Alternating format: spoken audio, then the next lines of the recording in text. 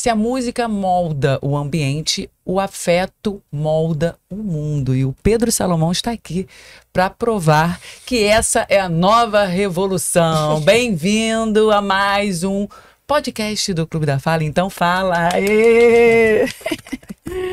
E hoje temos uma pessoa mais que especial aqui. Ele faz tanta coisa, eu até peguei a biografia dele aqui. Ele é autor, trouxe os livros aqui, depois a gente vai falar sobre cada um. Ele é palestrante, ele é pensador, influencer, nas horas vagas, pai. Carioca da Gema, mora aqui de Copacabana. Jiu-jiteiro, aqui há 40 anos que eu fiquei sabendo.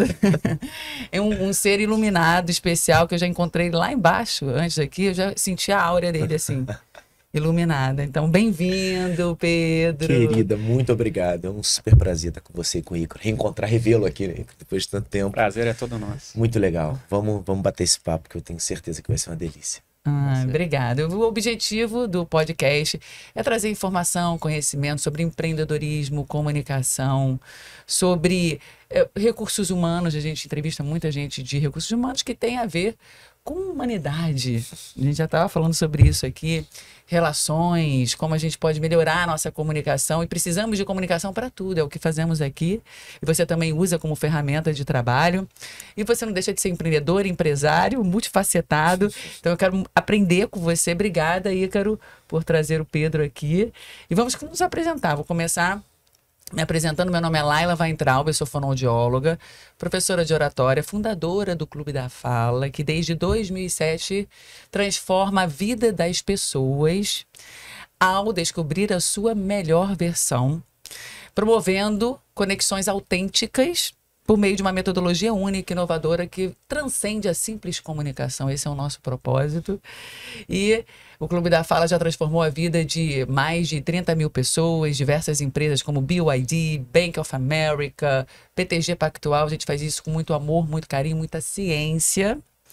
E eu hoje estou vestida de vermelho, sou alta, loira, pintada, magra. Estou com uma camisa vermelha, mais forte, uma calça cinza. Por favor, Ícaro, se apresente. Pedro, muito obrigado de novo. Prazer querido. Novamente revê-lo. Eu sou o Ícaro, head de operações aqui do Clube da Fala, amigo do Pedro já há 10 anos. E estou aqui vestido de sempre polo preta. Esse é meu uniforme. Muito bem. Pedro, se apresenta, por favor. Eu sou o Pedro Salomão, tô tendo um prazer, né, de ter esse papo com vocês aqui. Você falou, né, Laila, sobre a comunicação. Parece tão óbvio, mas a gente tem tido um mundo de tantos ruídos, né, tanto barulho, que talvez a gente faça tudo menos comunicar, né? Tem sido difícil. Então tem um espaço onde a gente fala de comunicação de uma forma, ou com tanta propriedade, né, como você já começou falando aí, é um prazer. Eu tô com uma blusa estampada. Eu não sei direito do que são as estampas, mas eu acho que são acrobatas para homenagear a minha filha, que é uma ginasta. Então são umas ginastas, assim, meio pássaros. Eu tenho cabelo preto, tenho barba, a barba tá ficando grisalha, o cabelo tá ficando mais rarefeito. E eu tô tendo esse prazer de bater um papo com vocês aqui. Ele é muito jovial, gente. Já elogiei aqui, né? Essa carioquice faz bem, né? Faz bem. Muito bem, Pedro. Então, é um prazer, como eu falei, a gente... e é interessante você falar sobre afeto, você falar sobre humanização, de como a gente pode ser esse líder humanizado e tão desafiante.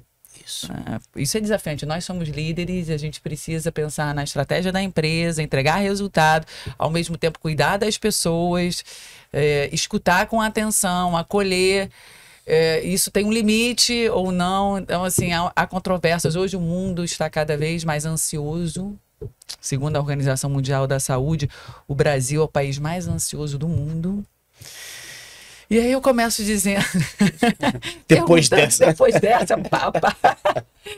o que te motivou a trabalhar com isso? Então, Lara, foram várias... A minha vida, a minha carreira não foi linear. E para estar onde eu tô hoje, os caminhos foram... Eu fui pegando alguns atalhos, assim, né? Eu comecei a minha história... Eu acho que a minha história começa para até a gente chegar nas relações humanas, ela começa em casa. Eu tive uma família, o afeto sempre foi um valor, assim, de toda a minha família. Parte de pai, parte de mãe. Aqui fora das câmeras, né, eu falei um pouco da minha ascendência, libaneses e sírios, então são famílias onde o afeto transborda, é exagerado, né, para todos os lados. Então eu vivi isso muito intensamente na infância, mas eu como tive, como muita gente, desafios muito fortes, assim, ainda na infância. Meu pai faliu, perdeu tudo, depois eu perdi meu pai há quase 20 anos, e aí você pode testar. Eu digo muito que as virtudes, elas não são faladas, né? Elas são testadas. Você só testa o nível de afeto ou o quanto o afeto foi importante só quando você precisa dele. Você não pode dizer que você é corajoso sem terem exigido a sua coragem, na prática, né?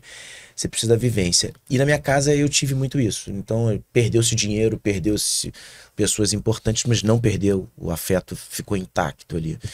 Eu sou temporão, né, de 2 irmãs mais velhas. Eu tenho...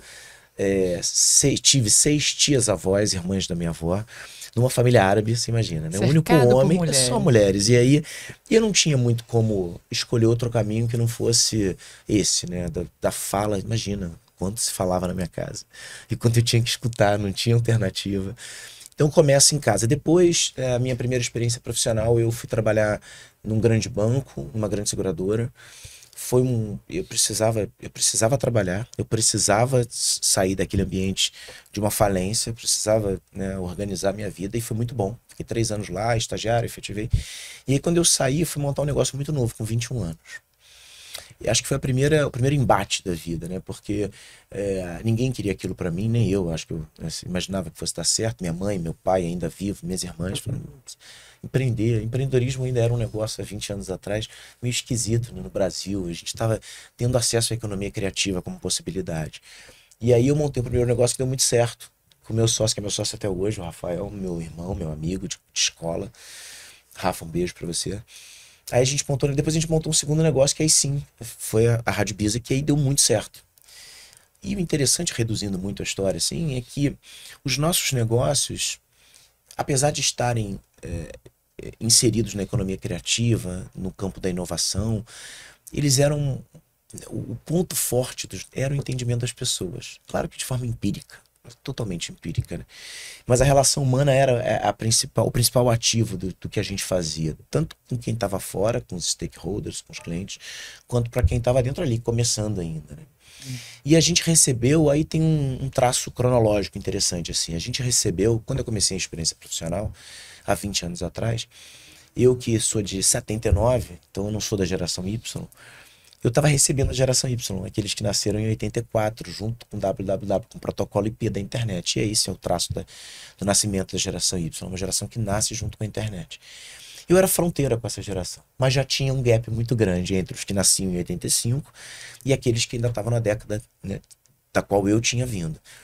E eu acho que a grande sacada para chegar hoje, né, para chegar ao dia de hoje, como pensador e como escritor, foi entender essa diferença. Não duvidando que essa diferença pudesse ser positiva, mas entendendo que existia uma diferença já significativa. Então, quando eu recebi a geração Y, eu comecei a olhar para ela já com encantamento. E aí, acelerando o processo, a empresa deu certo. Depois da empresa, eu comecei a falar sobre inovação, comecei a fazer as palestras, os livros vieram por conta das palestras. Depois as palestras inspiraram os livros, e eu decidi entender essa mudança geracional, ou pelo menos aceitá-la de uma forma um pouco mais leve, com uma percepção mais contemplativa. E aí cheguei hoje nesse lugar que é a sociologia, que é essa ciência que estuda a influência do coletivo no indivíduo, permite, né, você olhar as gerações, o que está acontecendo. E hoje, se eu falei de forma positiva até agora, né, da chegada dessas gerações a Y e depois a Z, o que hoje a gente tem que ter como ponto de atenção é o afeto. É onde que a gente está colocando o afeto, né? Nesse mundo tecnológico, da inovação, da comunicação exacerbada, do ruído, da verbologia, da gente falar sem parar. Será que a gente ainda tem espaço para sentir? Será que a gente liga um botão do automático? A Organização Mundial da Saúde fala da ansiedade, e eu falo no terceiro livro que é pandêmico, né, nesses 5 anos, voltando aqui quando a gente experimentou a pandemia, sobre a pressa como uma doença pós-moderna. Então, a pós-modernidade traz esse desafio para a gente, com tanta conveniência, com tanta comunicação. Será que a gente ainda sabe escutar? Será que a gente ainda consegue estabelecer relações afetivas que permitem o erro, a ambivalência humana, os sentimentos que brotam do coração? Você falou da liderança humanizada. No meu segundo livro eu falo sobre a liderança cordial, e muita gente acha que quando a gente fala de liderança cordial é uma coisa fofinha, né? É bonitinho, liderança do coração. Mas o que eu quero dizer é que do coração também brota a ira, a raiva. Então, como é que a gente lida com isso? Nossa, Profundo. já fiquei aqui hipnotizada por você. Esse dom que você tem de hipnotizar mesmo através da palavra, da forma de dizer, é algo que, óbvio, você falou aí da sua formação, da história da sua vida, da sua família, da facilidade que você tinha de escutar e você treinou muita comunicação durante esses anos, palestrando, falando sobre. Você hoje faz isso intencionalmente? É um dom seu? Você treinou? Ótima pergunta. Você sabe que eu acho que quando você resolve... Bom, algumas coisas na vida te ensinam na dor, né? Assim, eu tenho predileção pelo amor como ferramenta de ensino. Acho que ele funciona. A gente tem escolhido mais a dor hoje porque ela tira a nossa necessidade de protagonismo. Porque quando a gente escolhe a dor, por exemplo, você vai educar um filho com dor. Você dá um castigo, você não precisa participar do processo. Você tira alguma coisa dele, ele aprende. A gente aprende com a dor. Se você for educar pelo amor, você vai ter que conversar 1, 2, 3, 30 vezes, vai ter que usar da criatividade. Mas tem certas... Mas a dor vai aparecer, né? E quando você, por exemplo, perde um pai cedo... meu pai morreu com 59 anos. Você tem que se comunicar ali, não tem jeito. Você tem que se comunicar para resolver as coisas. Quando você resolve empreender cedo, sem dinheiro, você tem que se comunicar, porque senão você não vai vender o seu negócio. Então, esse processo de dor aconteceu aí, né? No empreendedorismo, você não tem opção de não se comunicar. Mas o do amor, da coisa proposital, até desse dolo de se comunicar, eu acho que veio de família, sim, mas veio desse entendimento de que essa é a nossa principal habilidade humana, né? Você não pode negar isso. Eu sei que para muita gente é um traço de definição mesmo. Tem gente que tem a timidez e aí precisa, né, vir acessar um processo como o Clube da Fala para falar. Eu acho libertador, mas pensando de forma objetiva, eu sempre achei que essa era a principal ferramenta de estabelecer uma conexão com o outro. E aí você vai, mas eu não treino, é engraçado, né, Laila? Eu não treino. Eu nunca treinei, nunca treinei, você acredita? Quantas horas por dia você fala? Nunca. Então, mas eu não treino de forma proposital, né? Eu não costumo me rever nas palestras. Então, quantas horas, por exemplo, de exposição você tem, como essa aqui, as palestras, se você fosse num mês? Ou muitas. Quando a gente se conheceu, por exemplo, eu lembro que você fazia mais de uma, na média, né? Mais de uma palestra por dia você fazia. 500 no ano. Outliers, aquele fora de série. É isso. E aí, o livro é maravilhoso para falar isso. Mesmo que você tenha uma habilidade, são as 10.000 horas de prática que te colocam na excelência do que você se propõe a fazer. O pensamento... Eu acho que tem um grande parênteses aí nessa história, que quando você começa... Uma coisa é você vender, né? Ou se comunicar para sobreviver num sentido amplo, né? Que eu digo assim, para conquistar alguém, você tá apaixonado, você tem que, o teu coração tá falando, você tem que ir ali. Outra coisa é quando você habita esse espaço do pensamento público, que hoje, primeiro, é extremamente perigoso o exercício do pensamento, porque a gente é tudo menos livre nos tempos atuais. Eu não vou entrar numa polêmica ideológica, a ideia não é entrar numa polêmica ideológica, mas a gente tem que tomar muito cuidado com o que a gente fala. Então, se você não tiver com seu repertório bem definido e com a certeza do que você vai falar, a chance de você ser mal compreendido é muito grande. Segundo, a gente está vivendo nessa era dos cortes. A gente vai ter cortes aqui que vão ser maravilhosos para divulgar o nosso trabalho, mas o corte também é usado muitas vezes para descontextualizar o que foi falado, principalmente se o que foi falado está representando algum viés, né? Que muitas vezes é o caso do pensamento. De novo, não um viés ideológico, mas uma ideia que você tenha pré-estabelecida. Então, de novo, você tem que tomar muito cuidado com o que você fala. E aí, o que pode funcionar como um remédio, talvez homeopático para isso? O repertório. A melhor forma de você ter segurança do que você fala é tendo um repertório vasto para falar o que você se propõe a falar. Isso vem com leitura, isso vem com escuta, isso vem com a forma que você pode aprender com pessoas que pensam diferente de você, sobretudo com pessoas que pensam diferente. Porque o que te falam que é parecido com o que você está acostumado a escutar é confortável para os ouvidos. Agora, quando você pega um pensador que pensa diferente de você, mas que te faz ficar ali escutando o que ele tem para dizer, é porque o repertório dele te encanta. Então eu acho que a gente tem hoje tido uma... Você vê no mundo executivo, vocês trabalham com muitos executivos. A gente vê muitos executivos que sabem muito do seu trabalho, mas tem um repertório muito restrito. Se você não consegue manter um diálogo interessante. Não consegue. Não consegue sair daquele lugar da zona de conforto e às vezes tem que resolver, por exemplo, um problema com um funcionário numa relação familiar. Você falou de limite. Isso é uma outra problemática gigantesca dos tempos atuais. A gente não consegue limite para nada. Nem numa relação profissional, nem numa relação filial, paternal. Né? Então, eu acho que são ingredientes desse mesmo tempero, desse mesmo prato do dia que a gente está tentando fazer, né? Assim, é difícil. Pedro, você falou de escuta, né? A gente também, até no próprio curso nosso, a gente fala também de escuta ativa e tal. Você trouxe um elemento pra gente que é ouvir um pensamento diferente. E às vezes a gente se coloca nessa posição de ouvir um pensamento diferente.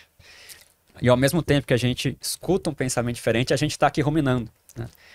E sem dúvida. o que você traz pra gente de conselho pra gente conseguir ouvir esse pensamento e não querer estar lá para debater, derrubar a pessoa e simplesmente para aprender com ela?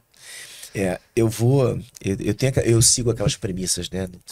Não se fala de futebol, de política e de religião, né? Mas eu vou pedir licença aqui para dar um exemplo que ele é bem pragmático, tá? E de novo, né? Não tem a questão da ideologia.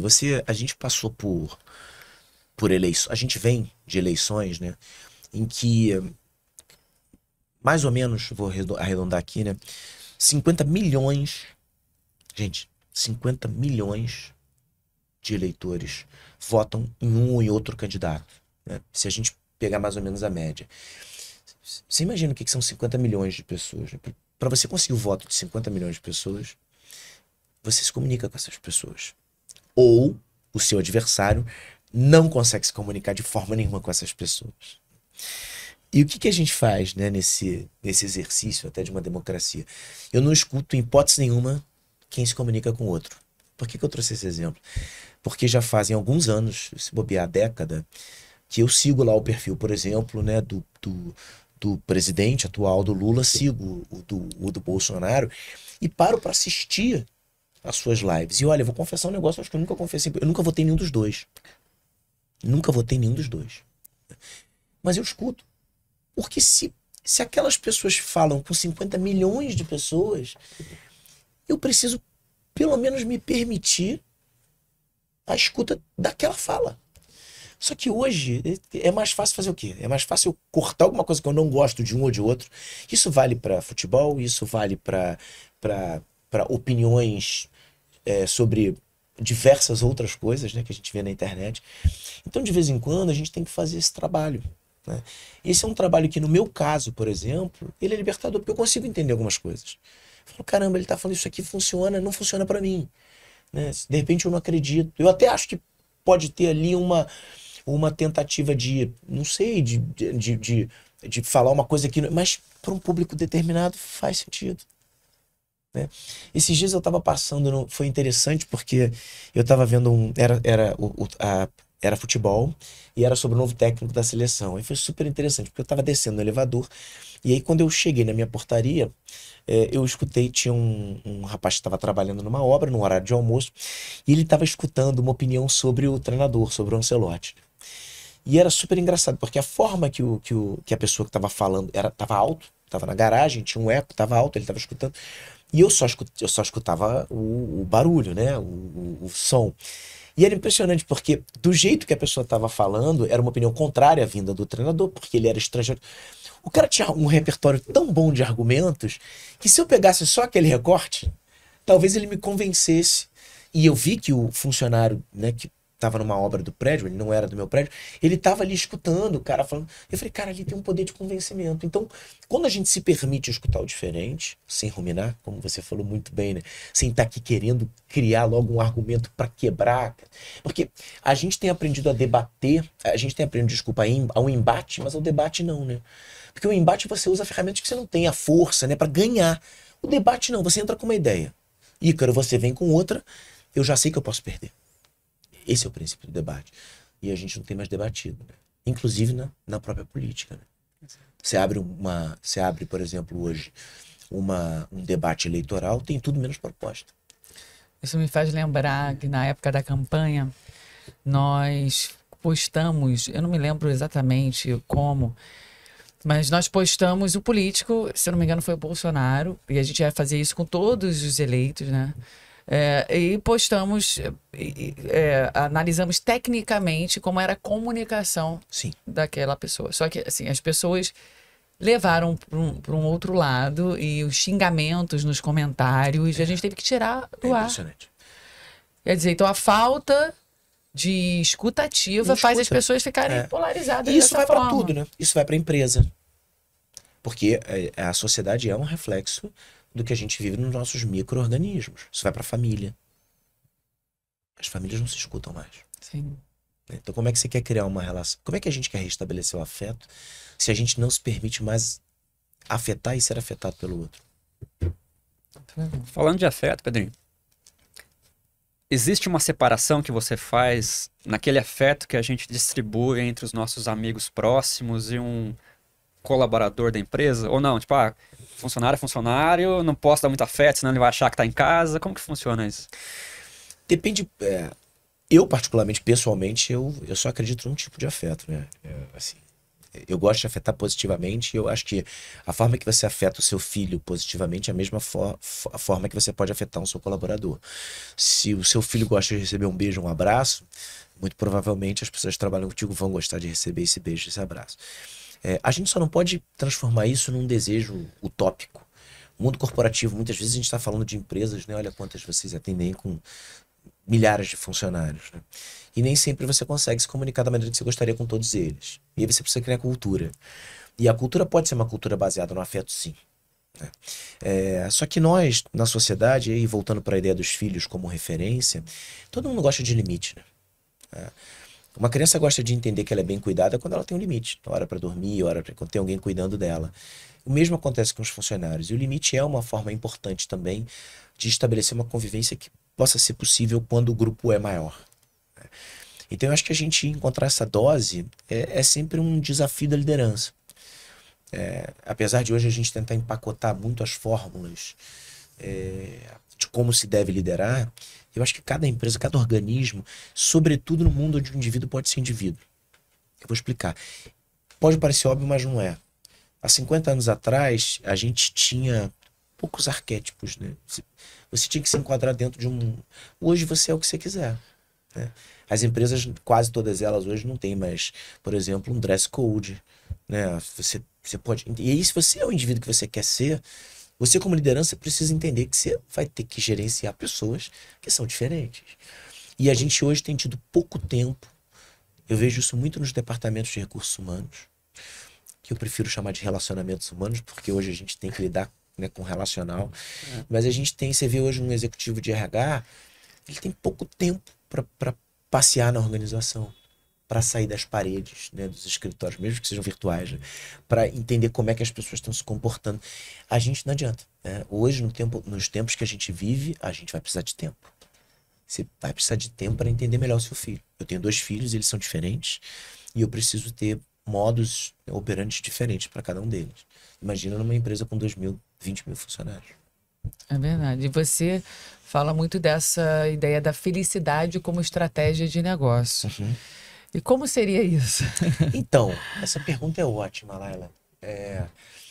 Felicidade caiu num papo de autoajuda, né? Quase que obrigatoriamente. E você usou a palavra estratégia. Eu sempre tento trazer a ideia da estratégia associada à felicidade, porque a felicidade virou um ativo. Ponto. E também virou uma utopia pós-moderna, porque nós somos quase 8 bilhões de pessoas no mundo e quase todas elas achando que têm o direito de serem felizes, né? Eu não tô dizendo que não tenha. Mas quando a gente assume a felicidade como direito, a gente imputa em alguém a obrigatoriedade de fazer com que eu tenha, de me permitir ter esse direito. E é complicado e é perigoso. Quando eu trago a ideia da felicidade como estratégia, o que eu quero dizer é que a maior mudança que a pós-modernidade ofereceu pra gente, em termos de comportamento, é justamente essa ideia da felicidade possível de ser vivida aqui. Por quê? Porque a felicidade era entendida há 100 anos atrás como alguma coisa material. Você precisava ter elementos para experimentar a felicidade até então instituída. Você precisava da casa própria, do carro na garagem, da aposentadoria, depois de 40 anos ininterruptos de trabalho. Você precisava de papel moeda, dinheiro, de preferência o verde dólar. Você precisava de metal precioso, ouro, né? E esse era o prognóstico da felicidade. E a gente passou a maior parte da vida assim. Era comum os nossos avós dizerem: eu fiz de tudo para que vocês pudessem ser felizes. Hoje, os nossos filhos falam: eu estou fazendo de tudo para ser feliz. Eu quero ser feliz no aqui e no agora. E essa felicidade que não é mais material e futura, ela passa a ser experimental e presente. A felicidade agora está na experiência. Eu preciso ser feliz aqui no trabalho. O Clube da Fala tem que melhorar a minha possibilidade de experimentar a felicidade. A minha felicidade não está mais em ter carro. Meus sobrinhos não querem ter carro. Não tem carro próprio. Com 20, 30, 20 anos. Né? Não querem ter a casa própria. Mas eles querem ter as suas vocações, os seus ideais respeitados. Então, esse mundo em que a felicidade está no aqui e no agora, transforma a felicidade numa estratégia. Se a sua gestão não tiver, pelo menos, como entendimento de que aquela pessoa que está com você quer ser feliz, pode ser uma relação com seu marido ou com a minha esposa, pode ser numa relação aqui de trabalho entre colaboradores. A felicidade está aqui. Como é que a gente vai lidar com ela? Talvez explicando que tem limites. Olha, se você acha que felicidade é só fazer o que você gosta, no teu trabalho você não vai fazer só o que você gosta, mas você pode gostar do que você faz. E aí você vai construindo, você vai criando, né? Você vai fazendo um cercamento de como que isso deixa de ser uma utopia e passa a ser uma discussão efetiva. Tudo bom. Até porque se a gente fizer tudo aquilo que gosta, eu não lembro qual filósofo, né? Mas falava que a gente virava escravo dos desejos. Exatamente. Né? Então não é liberdade, você vira escravo. Pelo contrário. Pelo contrário. E a felicidade não está, né, nas coisas materiais, e sim nos momentos memoráveis que a gente passa com quem a gente ama, afeto. Eu me lembro que na pós de psicologia positiva que eu fiz, a primeira pergunta da professora, no primeiro dia de aula, foi simplesmente: o que te faz feliz? Eu falei: gente, começando a pós assim, o que faz você feliz? E essa foi a reflexão. Olha que legal. Eu acho que o material, tirar totalmente o material do mundo de hoje é uma heresia, né? Porque a gente vive na era do consumo. E do consumo fácil, né? Num toque, você consegue pedir o que você quer. Mas o material sozinho, essa é uma reflexão muito fácil de se fazer. Se você pega uma pessoa que você conhece, milionária, né? Pode lembrar de uma agora, pode fazer exercício, né? Pessoa que tem uma questão financeira muito confortável. E você pega alguém que você conhece que de repente rala pro pão de cada dia, né? É mais fácil você encontrar pessoas felizes nessa relação do pão de cada dia do que na abundância da riqueza. Eu faço exercício todos os dias, eu encontro muito mais pessoas felizes, né, nessa labuta do dia do que as pessoas que têm mais condição. Por quê? Porque o bem material por si só, ele pode te afastar dos afetos, ele pode te afastar das relações humanas, ele pode te afastar de uma lógica, um pouco mais subjetiva da vida, mais espiritual. Aí não faz sentido, né? Agora sobre a gente viver o agora e não apenas no futuro, porque a felicidade está no depois, a gente consegue traçar um limite entre o que é um viver agora e o que é uma prática imediatista? Ótima pergunta, Ica. São duas coisas que tendem a se misturar na pós-modernidade. Os tempos que a gente vive são esses tempos onde você tem tudo a todo momento, né? E aí, às vezes, você não consegue nem diferenciar o que você precisa de fato ter. Mas eu acho que o exagero, ele tá na metáfora do Samuel Hahnemann, né, o pai da homeopatia, que dizia que a diferença entre o remédio e o veneno é a dose.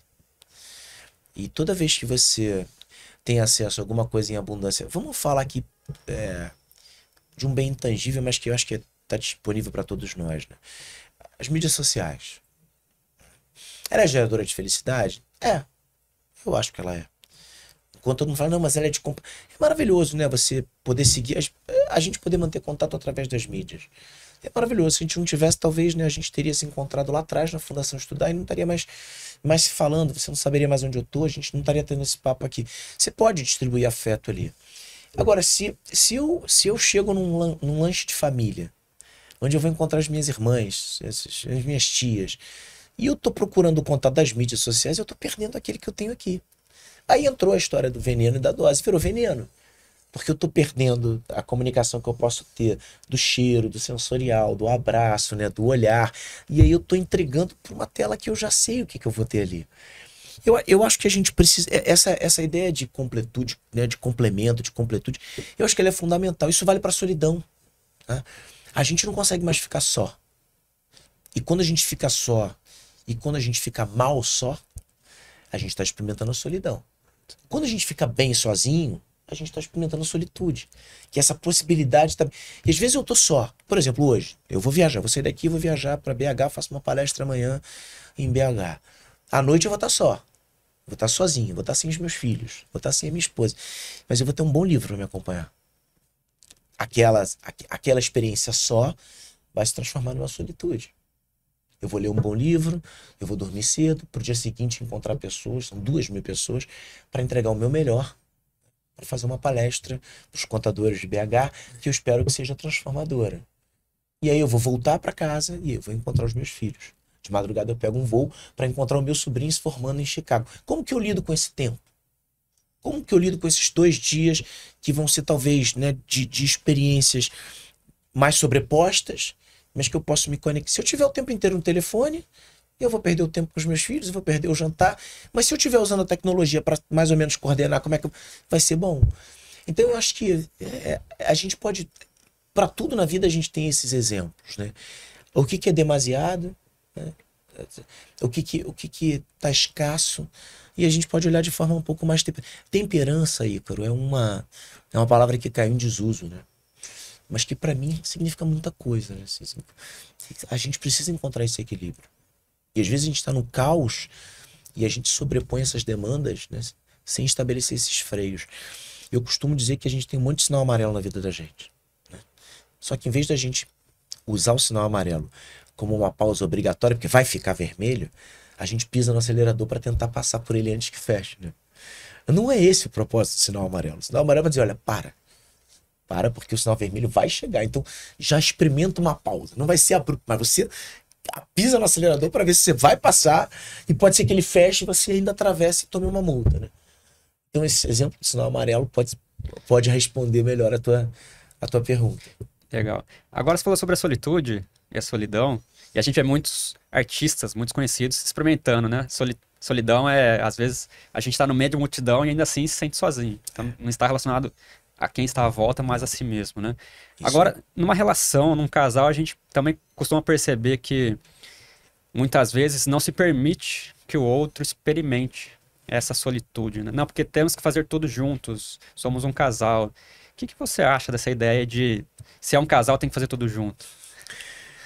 Então, eu vou entrar aqui vou colocar a Marília na história aqui, né? A gente tem 15 anos de casado e a gente experimenta uma relação de muita individualidade na essência comportamental, assim, né? E eu acho isso extremamente saudável, né? A gente não tem mesmos gostos, né? E a gente é muito diferente até de jeito, assim. E a gente entendeu desde o começo que seria mais saudável cada um poder fazer isso, desde a prática de esporte até o hábito, por exemplo, da leitura.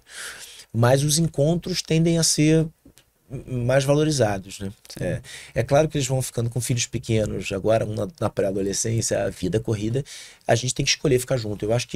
Mas eu acho que isso vale também para a relação profissional, tá? Se você esperar a perfeição, nenhuma relação vai durar.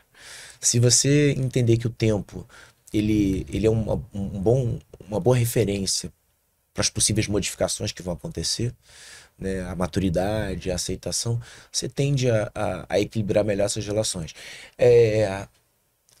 Finalizando a tua pergunta, que é muito boa, Eu acho que, de novo, né? Voltando à ideia original do nosso papo aqui, a gente tem tido muita dificuldade de se comunicar, cara. Muita. Assim, o receptor não entende o que o emissor falou, é impressionante. Às vezes você precisa escrever. E eu acho que isso vai para as relações, não só dos casais, mas acho que com filhos, com colaboradores. A gente hoje... Eu tô escrevendo um quinto livro que se chama Liderança Silenciosa. Então eu tô muito voltado para a ideia do silêncio como também forma de comunicação. De vez em quando um olhar, uma contemplação, né, uma pausa para olhar no olho do outro, assim, significa muito mais do que uma palavra, né, que pode vir às vezes descompromissada de entendimento ou de significado. Então de vez em quando, né, se a pessoa está com ele, para e olha para a pessoa, ela vai entender que ela tem que dar uma pausa, né?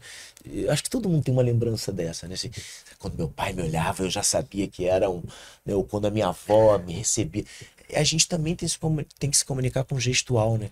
E como a gente fala sem parar hoje, né, eu também, a gente perdeu um pouco essa questão do que pode simbolizar energia, né? Energia. Quando você fala assim, mas a pessoa tem energia, é porque ela parou para dar um abraço, um beijo, né? Te deu Parou pra fazer atenção. entendeu? É isso. Que é básico, teria que ser, E né? a atenção hoje é um artigo de luxo, né? Atenção em tempo. Artigo de luxo. Agora, você falou de liderança. Aliás, aqui estão os livros do Pedro, maravilhosos. Ele trouxe de presente pra gente. Pedro, e tem um livro ali que me chamou a atenção, que vê se eu tô pronunciando bem, tá? É Lideres e... É como você quiser. Lideres. É líderes, Livre. normal. É Era para ser líderes com Y e com Z, com mas todo Y mundo com fala Z. líderes. Que tem a ver com a geração Y e Z. Isso. Né, que é uma geração conhecida, principalmente a mais recente, como mais impulsivos, imediatistas, e muito tem se falado da dificuldade de liderar e das diferenças de geração. E, como você enxerga isso, né? Porque você, além de empreendedor, é autor de vários livros, vai para o quinto livro. E por mais que sejam diferentes, né, eles têm algo em comum. E você Sim. agora vai falar de liderança novamente, porque liderança não somente quando você tem uma equipe para liderar, a gente usa a liderança para todas as esferas da vida, quando você é pai, quando você é mãe, marido, mulher. E como que você vê isso, né? Como lidar com essas diferenças? Como sobreviver a isso, né? Então, a liderança, ela tem... O Líderes, esse livro me deu a felicidade. Obrigado, Isa. O Líderes me deu a felicidade de ser finalista do Jabuti. E eu fiquei muito mexido com a ideia Mostra o livro, ó, gente. Eu fiquei muito mexido com a ideia de um livro, né, que fala sobre liderança ser validado na academia. Né, Obrigado, meu amor. Ser validado na academia. A gente tem... Eu acho que a gente teve... Eu acho porque é uma visão minha, né? Que eu trago no livro e trago nas discussões sobre liderança. A gente teve basicamente dois modelos de liderança. A liderança muscular e a liderança cerebral. A gente começou com a muscular. Nós éramos líderes quando a gente usava a nossa força. Foi assim quando a gente era caçador-coletor, quando a gente protegia o bando, quando a gente ainda não tinha fala como ferramenta. E essa liderança se perpetua e alguns ainda hoje acham que podem usar a força, os músculos. Mesmo que seja a impostação da voz, o grito, para liderar. O medo. Depois a gente conheceu, pós-revolução industrial, acelerou isso, a ideia da sapiência. Líderes eram aqueles que sabiam mais do que tudo e do que todos. Que tinham grandes diplomas, cursos, né, crachás, enfim, validações externas. E a gente esqueceu que a liderança também é exercida pelo coração. E, de novo, a ideia do coração traz ambivalência humana, lidar com sentimentos. Quando a gente pensa em liderança cordial, não é no emoji bonitinho, né? Assim, também isso também vem do coração, mas todo o resto dos sentimentos. O que eu acho que de positivo a geração Y e Z trouxe para cá é a possibilidade da gente, de fato, usar o coração. Isso é maravilhoso. E isso traz para nós todos a necessidade de liderar com protagonismo. Não dá mais para você ter uma fórmula de efeitos que você trouxe dos pensadores da Inglaterra e achar que vai funcionar aqui na tua startup. Não vai. Ou você entende que para liderar com o coração você precisa se relacionar com a pessoa que está do outro lado, ou você não vai conseguir liderar. Você não consegue mais liderar filhos pelo medo. Esquece. Você não consegue, você vai precisar do diálogo, você vai precisar da conversa. Claro que você vai precisar do limite. Claro que você vai precisar do respeito à ancestralidade.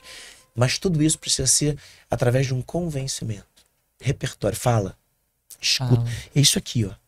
É um clube de verdade, assim. A gente precisa aprender a falar.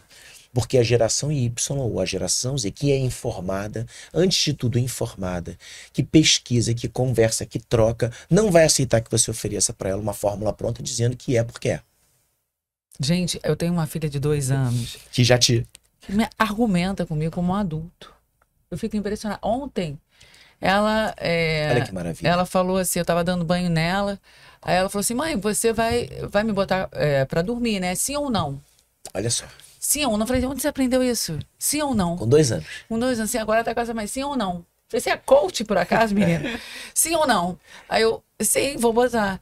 Aí ela, olha, você falou que ia me botar pra dormir, tá? E, quer dizer... Olha que maravilha. E argumenta E a e gente não- questiona. Eu falei, gente, E que lá ser ela- humano é esse? Isso, olha que legal. Você trouxe a ideia da Pietra. Uma coisa pra gente refletir. Eu tava falando por Ícaro aqui que hoje eu aprendo muito com as crianças, né? E... De verdade mesmo, assim. Eu sou mais amigo hoje dos amigos dos meus filhos do que dos meus amigos. Eu faço mais a manutenção da minha amizade com os amigos dos meus filhos do que com os meus filhos. Porque eu adoro.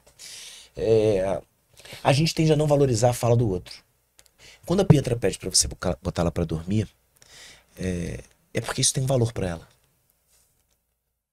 E a gente não tende a valorizar essa... É a história da escuta, né? Do como a gente pode valorizar isso. A gente tem filhos hoje, a quantidade de crianças que eu conheço, que não são colocadas pra dormir pelos pais, com os pais em casa, porque podem colocar, Porque não é certo. ou porque não é certo, ou porque eu não quero perder esse tempo. Ah, Né? Ou porque eu quero que alguém coloque, ou porque eu não quero ser dependente de filho. Eu adoro bichos de estimação. Mas você já percebeu como as pessoas hoje... Eu vi ontem um meme que eu achei interessante, né? A gente vive tempos onde a gente coloca as crianças na creche, os pais no asilo e vai passear com o pet na pracinha. Né? ou com o bebê reborn. Ou com o bebê. Eu não vou nem entrar nesse papo, né? Pelo amor de Deus. Assim, eu me permito não entrar nesse papo, assim, porque aí já é realmente... já é doentio, já é uma coisa que não dá pra discutir nem na sociologia, nem na psicologia. É muito fora, desculpa, mas a ideia as pessoas hoje, né, preferem ter, muitas delas, né, é maravilhoso a gente cuidar dos animais, mas eu tenho a crença de que muita gente prefere o pet porque ele não responde, né? Tudo bem, se falar responde, mas eu digo assim, ele não vai te indagar, sentar contigo e falar, não, mas olha só, agora eu quero comer. Então hoje as relações que são, a ideia do bebê reborn, né? Você manipular, eu vou fingir, vai ser tudo, eu vou usar esse mundo fake de possibilidades para dizer que sim, eu tenho, né, eu sou pai de pets. De novo, né, eu não quero ser cancelado pelos pais de pet. Mas o que eu estou dizendo é que certas relações exigem a presença, a troca, o diálogo. Sobretudo se são relações humanas. Se você tem uma filha de 2 anos e ela te demanda dormir com você, é porque isso é um valor para ela. E daqui a pouco você não vai mais ter como fazer ela botar para dormir, né? E você vai se arrepender. Né? Arrependimento é o pior sentimento que a gente pode experimentar. Agora, nas empresas, essa prática de permitir a fala, como que a gente pode trazer isso para o dia a dia? Porque muitas vezes o próprio colaborador tem receio de falar, porque se eu falar eu vou ser desligado. Eu acho que eu tenho uns amigos que são muito legais do Clube da Fala, que eles podem super... eles podem super... E é verdade, né? Porque entender a comunicação como ferramenta e organizar ela de forma didática dentro da comunicação pode ajudar, inclusive, a saber a hora que você pode falar e deve falar e como que você deve se colocar. Tirando essa parte técnica, a parte empírica, eu acho que ela é um desafio. Dizer que não é uma irresponsabilidade. Saber o momento certo de falar hoje é uma arte. Principalmente num ambiente tão polarizado como a gente vive hoje. O que você fala nunca fez tanto sentido, né? Cuidado com o que você fala que pode ser usado contra você, inclusive no tribunal, tudo vira passivo. Então, agora, quando eu acho que certos argumentos e certas formas de falar são sempre eficazes, né? O carinho nunca vai perder. Meu pai dizia um negócio que era muito bonito. Ele dizia, olha, o dinheiro abre muitas portas, mas a humildade e a educação abrem todas as portas, né? Então, se você tiver educação, polidez, né? E se você tiver uma forma carinhosa de falar, mesmo que você escorregue no repertório, muito provavelmente você vai ser perdoado, né? Porque a pessoa vai entender que você falou com carinho.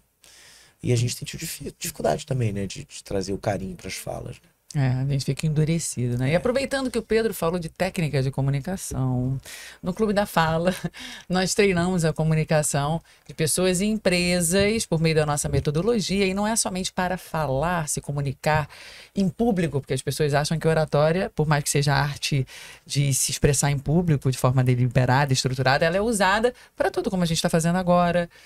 Seja num gerenciamento de conflitos, debates de ideias, um podcast, para gravar um vídeo, na hora de dar um feedback. E a técnica e o treino ajudam muito, a você conseguir se relacionar melhor com o mundo, com as pessoas e com você mesmo. Então procure o Clube da Fala, nós temos vários tipos de treinamentos, fala com a nossa equipe, entra no nosso site www.clubedafala.com.br, no Instagram @Clube da Fala, leve para sua empresa, leve para sua casa, para sua vida, que eu tenho certeza que isso fará com que você viva melhor, de forma mais feliz. Né? Usando o afeto na comunicação, como diz Pedro aqui. E uma das coisas mais angustiantes, né, você não conseguir se comunicar. Eu acho que é uma angústia mesmo, assim, sabe? Porque e no mundo de hoje não dá pra viver sem, né? Não tem como. Não tem como. E Pedro, vamos agora para o nosso quadro Mitos ou Verdade. A gente vai falar uma frase e você vai dizer se é mito ou verdade. Tá bom. Tá? Vou aqui com a primeira. Combinar. A música no ambiente de trabalho distrai e reduz a produtividade. Depende da música. A Rádio Bisa tá aí pra provar que se a música for boa, na verdade ela impulsiona vendas e relações. Mas claro que você tem que tomar muito cuidado com... Hoje, no mundo da distração, se a música for mais, ou o barulho ou o ruído for mais uma fonte de distração, você precisa controlar, sem dúvida. Vamos falar um pouquinho da Rádio Bisa, então, que a gente não falou, vai. Porque a gente falando Rádio Bisa, para quem não conhece, pode pensar que é uma rádio tradicional, mas o que é a Rádio Bisa? A Rádio Bisa foi uma empresa pioneira no mundo, né, em trabalhar a música como uma ferramenta de posicionamento, cultura e comunicação das marcas, né? O que a gente faz há quase 20 anos é pensar na música certa para a marca certa, principalmente no ponto de venda, né? Falando aí do varejo, das lojas físicas, das lojas virtuais, de como é que a gente pode ter a música como mais uma ferramenta de comunicação daquela marca. Quando a gente entra numa loja descolada, tem uma playlist rolando, pode geralmente ser da a Rádio Bisa, na maioria das vezes é. E tem até outros tipos de marketing sensorial, além do som também, né? Tem o som, tem o marketing olfativo, né? Que é aquele cheiro que você... Tem o marketing sensorial do tato, né? Que é quando você tem uma degustação, quando você tem uma experiência palpável, né, dentro da loja. Tem o visual, né, que é aquele do visual mexendo na vitrine quando você está por aí. O marketing sensorial é o que abraça, é o que dá sentido, né, a experiência da compra e da exposição de produto. E o que a Rádio Bisa trabalha é o marketing musical, auditivo. Né, o auditivo. Boa. Maravilhoso. Para quem quer uma playlist aí, é apenas para grandes empresas ou não? Não, a gente faz lojas individuais, inclusive. Maravilha. Fazer para o Clube da Fala. Super, Poxa, é um prazer. Pronto. Se a sua marca não toca, ela não marca. Tem a ver com o que a gente falou. Sem dúvida. Você precisa tocar nas pessoas. Até a sua marca pessoal. E aí tem a ver com o Clube da Fala, tem a ver com a ideia da timidez, né? A timidez que já foi aceita como um traço de personalidade, ela em demasia, ela te prejudica. Porque hoje tá todo mundo se comunicando. Se não se comunica, não tem jeito. Quem não se comunica se trumbica. Você tem que tocar.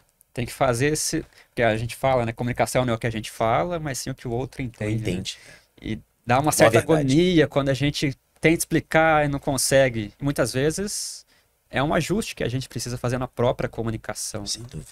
E a responsabilidade é dos dois, afinal de contas. O outro querer escutar. Passa e a pessoa que recebe. Isso. Eu vejo muitas palestras, você que é palestrante, né? E você tem um poder da oratória. Como eu falei, hipnotiza, a gente tem vontade de criar horas aqui. Que bom. E eu vejo muitos palestrantes, já tive a oportunidade de assistir palestras, de pessoas que têm conhecimento muito profundo, mas não conseguem passar depois de 5 minutos. Fica desinteressado. Porque a forma é tão importante quanto o conteúdo. Eu acho que também no papo do pensamento público e das apresentações, tem muita gente que se apresenta, não se apresenta para o público, né? Se apresenta para si. Se você tem muito conhecimento e você quer usar uma linguagem rebuscada, porque você acha que aquilo vai te fazer parecer mais. Não adianta. Se o público não entender, Você se você distancia. tem que falar com o público. Você tem que olhar para o público. Você tem que estar no meio do público. Eu, por exemplo, eu não gosto de usar palco. Então eu já procuro onde é que é acender. Eu começo no palco porque tem que começar. Mas onde é que é descer? Onde é que eu desço? Que aí eu desço e já vou pro meio da galera. Porque eu tenho que fazer parte. É. Eu tenho que, se possível, tocar. Quanto mais estímulos, isso é uma vitória dos palestrantes. Quanto mais estímulos na plateia, que Claro, você consegue tem que olhar, né? olhar A comunicação também é visual. Muita gente faz. Eu vejo muito isso. Né? Você vai falar, você olha pro fundo. Tinha isso, né? Quando tinha- olha lá pro fundo. Falo, não tem ninguém no fundo. Deixa eu olhar pro Ícaro que eu tô falando com ele. Pra ver se ele tá sorrindo, se não tá, né? Pois é, a sinestesia, o a tato, você faz as sinestesia, pessoas se movimentarem, Como levanta que a mão, você se movimenta também, né? A interage. leveza que você é, exatamente. O som da sua voz não deixa de ser auditivo e assim por diante. Então, você é um palestrante completo. Eu tento, né? Imagina.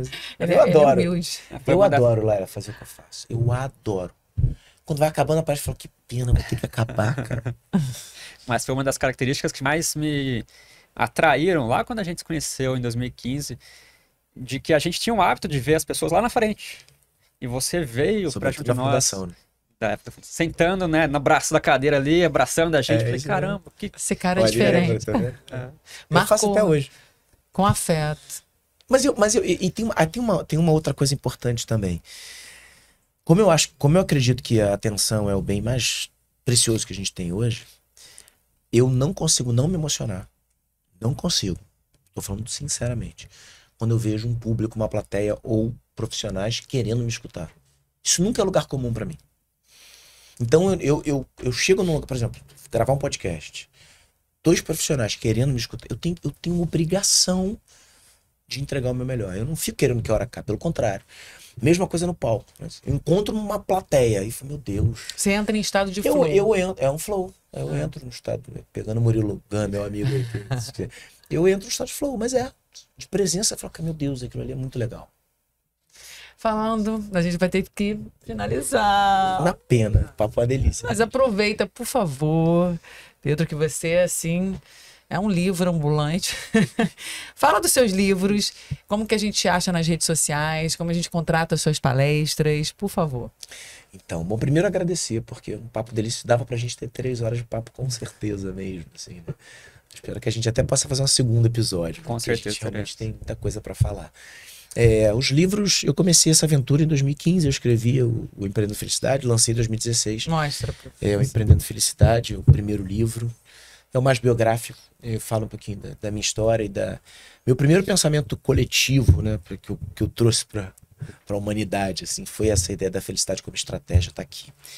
Depois, como eu falava muito das gerações nesse livro, né, sobre a felicidade, eu resolvi escrever um livro sobre liderança, que é o Líderes, foi em 2018, 2 anos depois. Em 2020 eu escrevi sobre o valor presente, que é uma tentativa e uma tratativa sobre a pressa, como que a pressa nos desumaniza. Eu digo que a pressa não é inimiga da perfeição, ela é inimiga da humanização. A gente não consegue ser um ser humano melhor com pressa. É um livro que foi reescrito na pandemia. Ia ser lançado, veio a pandemia, eu pude reescrevê-lo. E em 2023 eu lancei o Naufrágio dos Afetos, que é um livro que fala um pouquinho sobre como que a gente vive uma espécie de analgesia coletiva. A gente não consegue mais se afetar nem por afetos positivos, nem por negativos. É um excesso de medicação, pouca vivência das sensações. E como é que a gente pode resgatar esses afetos desse naufrágio absoluto, né? Então são livros que se comunicam e que se completam. E eu espero que esse ano ainda venha o Liderança Silenciosa, que está sendo escrito aí com muito carinho. E suas redes sociais? Pedrinho Salomão, me acham. Para as palestras, pode perguntar por lá, ou eu, a Marise, ou quem tiver na assistência responde. E aí a gente lá pode conversar também. Eu sempre respondo as perguntas que me aparecem lá. E eu tô aí para ajudar também na comunicação, né? Que eu acho que é um desafio. Obrigada. gratidão por... Eu que agradeço. Ter vindo Imagina o com a gente. espaço e o papo delicioso. Você- Teremos um segundo. Vambora, Veremos. me chamem Você que eu é venho. realmente um Obrigado. ser humano diferenciado. Imagina. Não somente pela sua atuação profissional, mas pela sua história de vida, pela transformação que você causa ao seu redor, pela sua Mara, energia que obrigado. emana, positiva. Eu encontrei uma boa energia, por isso que ela bate e volta bem. Obrigada de Obrigado a vocês, foi um coração. prazer. você espalhe cada vez mais afeto pelo Obrigado. mundo. Obrigado, Obrigada. gente. Um beijo pra vocês todos. Ó, nosso podcast, a cada 15 dias, terça-feira, tem um novo episódio. Segue a gente lá no YouTube. Compartilhe. A gente tem esse objetivo de ajudar as pessoas, transformar a vida das pessoas. Obrigada mais uma vez, Pedro. Obrigada, Obrigado a Ícaro. todos que tiveram Um beijo com a gente. grande Beijo, gente. e até a Tchau. próxima. Tchau, tchau. Beijo.